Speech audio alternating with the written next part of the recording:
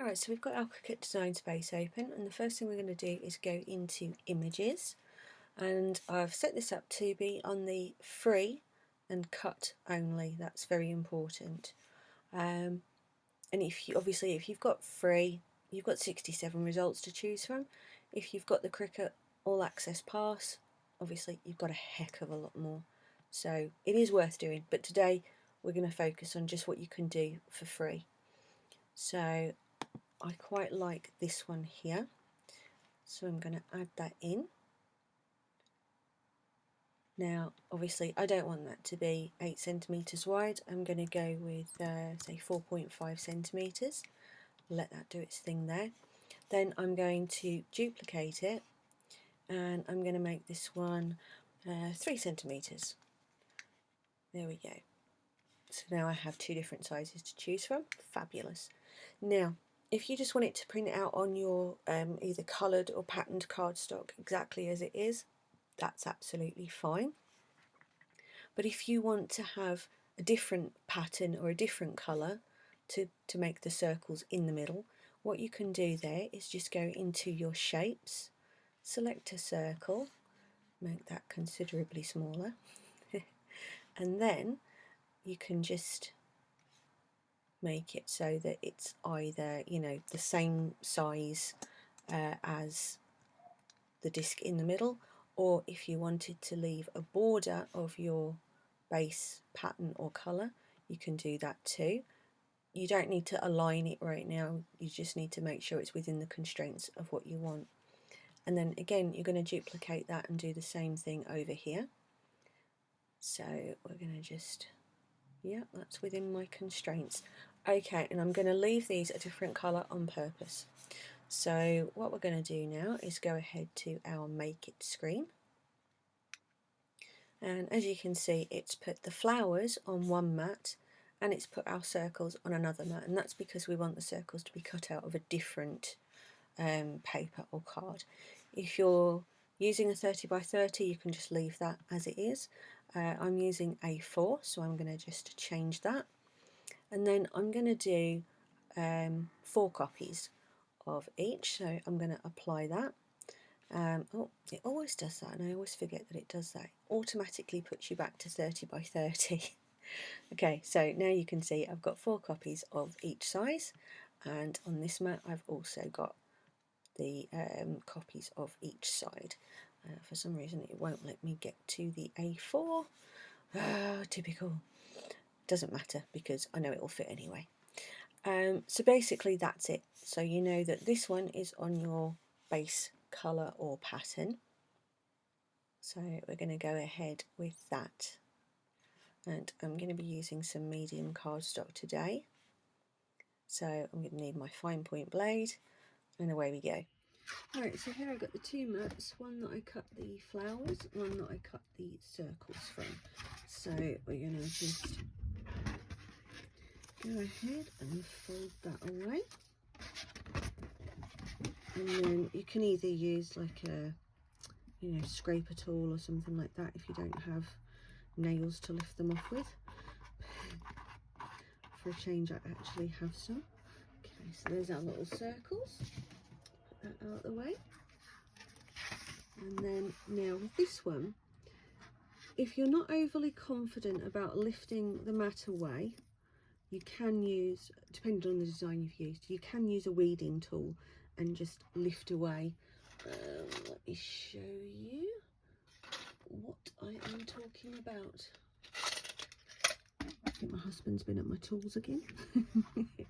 So if you're not that confident, you can just kind of lift it with your weeding tool, get yourself a little bit of purchase on it, and then just lift it out that way. So that's option 1, and then you just very gently just lift that out. So if you're worried that you've used too strong a mat, you know, or something like that, then you can do it that way and it's fine. But something like this has got a nice crisp clean edge anyway, so we're just going to whip that off of there,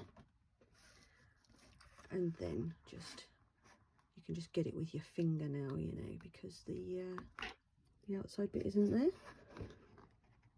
but sometimes when you're trying to pull like a big sheet of card or paper away, you can lose control of it a little bit and then it'll tear. So yeah, it's where sometimes it's a bit easier to pull it out before you take the sheet away. We're doing okay on this one. There we go. So then behind some really quite pretty. But that is the beautiful thing about cutting things on the Cricut, is that quite often the counter shapes that are left behind can still be used for something, which is, you know, great in the context of junk journaling because it's less scrap, isn't it? So, you know, things like the bigger petals here, you could absolutely attach those to a circle of card, and let's zoom in so you can see what I'm talking about there. There you go. So you can just get those big pieces and just arrange them around and create a flower using the counter shapes. So it's not a very tidy flower, but you get the idea. Okay, let's bring that back up here a little bit. Oh dear, did I make you feel dizzy and sick then? I nearly made myself feel dizzy and sick, but I'll pull those off later on. So now you're left with these lovely embellishments that, again, you know, a few seconds to actually set it up on your machine, and really quick to cut. Oh, I cannot get hold of that one. That paper is so pale in places that I can't tell which way's the right way and which way's the wrong way. So I'm just gonna take a bit of the, okay, let's get a little bit of glue on the back of that one, and then pop it on. Nice. Leave that over there. Let's have one of the little ones that I now can't pick up despite having nails. Yeah, bit of glue on that one. You can use tweezers if you need to position them, it's fine. I sometimes have to, it depends on the size of it. Oh, obviously you can ink the edges of the circles before you put them on as well. I'm really just doing this as a sort of a quick and dirty, you know, this is how you can do it kind of thing, not you know, not anything spectacular. Oh, this is so frustrating because there's plenty of glue in my glue bottle. I made sure of that before I started doing anything, and yet it still doesn't want to come out of the nozzle. Just, it hates me quite clearly. Right now the feeling is almost quite mutual. So there we go, pop them on there. Oops. As usual, I am getting stuck to the glue. I end up with more glue and ink on my fingers and my nails than anything. It's ridiculous. Ooh. See what I mean? Dancing. Now, oh, just had another little idea actually. We'll just finish plonking those on there. Oh, there's a little bit there that didn't lift out. If you get that, you can just use a pin and just push it through. It's usually just hasn't come away entirely, but we'll do with a little bit of encouragement. Right. Oh, it nearly worked too. Last one of those. Get that in there. Now, what you could also do, I suppose, is if I just get a pair of tweezers. So what you could do is, if I can just get hold of one of those. No, I'm going to have to just sweep it off. What you could do is you could pop a bit of glue on the back of one of these, just a little smidgy bit, and you could absolutely then kind of put them in the center points of where your petals are, kind of thing. So if you got them all off the mat intact, you know, you could absolutely just put them there and it would just give that one a different shape as well, kind of different finish, you know. But yeah, there you go. How quick and easy are they? You could put beads or something like that, you know, kind of flat beads in the centres. You know, there's all manner of things that you can do with something like that, but it looks like it's really taken forever.